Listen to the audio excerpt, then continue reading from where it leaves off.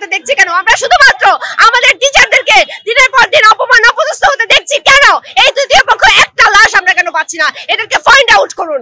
আর এই তৃতীয় পক্ষ বলে কাল ক্ষেপণ করার চেষ্টা করবেন না প্লিজ। আমরা এতটাই অপদার্থ আর এতটাই অন্ধ না যে আমরা কিছু বুঝতে পারছি না, আমরা দেখতে পাচ্ছি না। বলে আন্দোলনটাকে অন্যদিকে নিয়ে যাওয়ার চেষ্টা করছেন। সেটা আমরা আমার ভাই আছে, আমি যখন দেখি আমার কষ্ট লাগে। আমার মা আছে, কোন মা যখন সন্তান হারায় কাঁদে আমার কষ্ট লাগে। আমি শারীরিকভাবে অসুস্থ, কিন্তু আজকে এখানে আমি আসছি, আমার মনে হয়েছে যে না, ওই সকল মা বোন ওদের কাছে যে আপনারা সাংবাদিকরা, আপনারা তো মানুষ চিনে চিনে যান, আপনারা ওই সকল মা বোনদের কাছে গেলে হয়তো তাদের ভাষা নাও বুঝতে পারেন, কিন্তু আমি পারি না। আমি এখানে ওই মায়ের, ওই বোনের, ওই ভাইয়ের, ওই শিক্ষকের, ওই ছাত্রের, যেই শিক্ষকদের গায়ে আক্রমণ করা হয়, যেই ছাত্রদের গায়ে আক্রমণ, সবার হয়ে বলতেছি প্লিজ আপনি আমাদের কথা শোনেন। এরকম করেন না, এরকম করে লিডার হওয়া যায় না, এরকম করে কোন দেশের নেতা হওয়া যায় না। আমরা আপনার কথা শুনি না, আমারে মাফ করেন।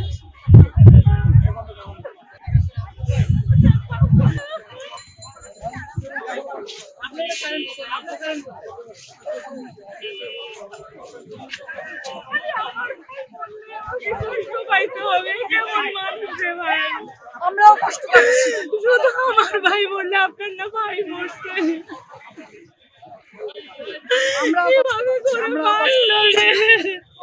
এভাবে মারা আসলে মেনে নেওয়া যায় না। বাচ্চাগুলোকে পাখির মতো গুলি করে মেরেছে, এটা আমরা মানতে পারছি না। এটা আমাদের পক্ষে মানা সম্ভব না। এর বিচার চাই, আমরা এর বিচার চাই। সাধারণ বিচার চাই, প্রত্যেকটা হত্যাকাণ্ডের বিচার চাই। এভাবে নির্মম ভাবে, এইভাবে রক্ত ঝরিয়ে যারা মেরেছে, এই তৃতীয় পক্ষ কারা মেরেছে, প্রত্যেকটাকে কুকুরের মতো ধরে এনে প্রকাশ্যে সবার সামনে এর শাস্তি দেওয়া হোক, এই দাবি করছি। প্লিজ আপনারা তৃতীয় পক্ষ বলে বলে কাল ক্ষেপণ করেন, আপনারা কাল ক্ষেপণ করছেন, সময় নষ্ট করছেন। পুলিশকে যদি অর্ডার না দেয়, পুলিশ গুলি করে কি করে? আর যদি পুলিশ অর্ডার না শুনে গুলি করে থাকে, সে যদি আইন ভঙ্গ করে থাকে, তাহলে ওদেরকে অ্যারেস্ট করা হচ্ছে না কেন? এগুলো তো সবই ক্যামেরা বন্দী হয়েছে, ক্যামেরা তো সুস্পষ্ট ভাবে দেখা যাচ্ছে। ক্যামেরা বন্দী, সব রাস্তায় সিসি ক্যামেরা আছে। মেট্রো রেল পুরো সেই সিসি ক্যামেরা ফুটেজ কই গেল? কেন কাল বিলম্ব কেন করা হচ্ছে? কেন তাদের ধরা হলো না, কেন করা হচ্ছে না? কেন প্রকাশ্য দিবালোকে ওদেরকে শাস্তি কেন দেওয়া হচ্ছে না? আমাদের অভিনয় শিল্পীদের কেন রাজপথে এখন নামতে হবে এই বৃষ্টির মধ্যে? আমাদের তো রাজপথে নামার কথা না, আমরা তো বিনোদন শিল্পী, আমরা তো বিনোদন দিব। আমরা কেন রাজপথে নেমে কাঁদবো কুকুরের মতো? কেন কাঁদবো, কেন কাঁদবো? এগুলোর উত্তর কে দিবে? না না, সব সংকটে মুক্তিযুদ্ধের সময় শিল্পীরা মুক্তির গান গেয়ে বিভিন্ন জায়গায় মানুষকে জাগ্রত করেছে। আমরাও এসেছি যে সাধারণ মানুষকে জাগ্রত করতে, এবং এই স্বাধীনতা যতদিন আমরা না পাবো আমাদের আন্দোলন চলবে।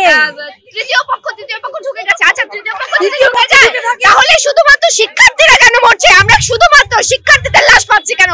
আমরা শুধুমাত্র শিক্ষার্থীদের লাঞ্ছিত, মেয়ে শিক্ষার্থীদের লাঞ্ছিত হতে দেখছি কেন? আমরা শুধুমাত্র আমাদের টিচারদেরকে দিনের পর দিন অপমান অপদস্থ হতে দেখছি কেন? এই তৃতীয় পক্ষ একটা লাশ আমরা কেন পাচ্ছি না? এদেরকে ফাইন্ড আউট করুন। আর এই তৃতীয় পক্ষ বলে কাল ক্ষেপণ করার চেষ্টা করবেন না প্লিজ। আমরা এতটাই অপদার্থ আর এতটাই অন্ধ না যে আমরা কিছু বুঝতে পারছি না, আমরা দেখতে পাচ্ছি না। বলে আন্দোলনটাকে অন্যদিকে নিয়ে যাওয়ার চেষ্টা করছেন, সেটা আমরা এখন যদি আপনারা কেউ এসে আমাদের উপরে গুলি ছেড়ে মেরে সকালবেলা যদি পত্রিকায় নিউজ হয় যে তৃতীয় পক্ষ এসে আমাদেরকে গুলি করে মেরে ফেলেছে, সেটা কি হবে? আমরা নিজেরাই জানি না আমরা নিশ্চিত কিনা, আমরা বাসায় ফিরতে পারবো কিনা, সেই ব্যাপারে তো আমরা নিশ্চিত না। বারবার তৃতীয় পক্ষ বলে করবেন না, পক্ষ বলে বিভ্রান্ত করা হলে সেদিকে আমরা যাব না। তৃতীয় পক্ষ নামলে আমরা সেই তৃতীয় পক্ষের বিরুদ্ধেও আন্দোলন করব, কিন্তু আমরা এই যে সন্তানগুলো রক্তগুলো মার তাজা রক্ত লাশ কোথায়? একটু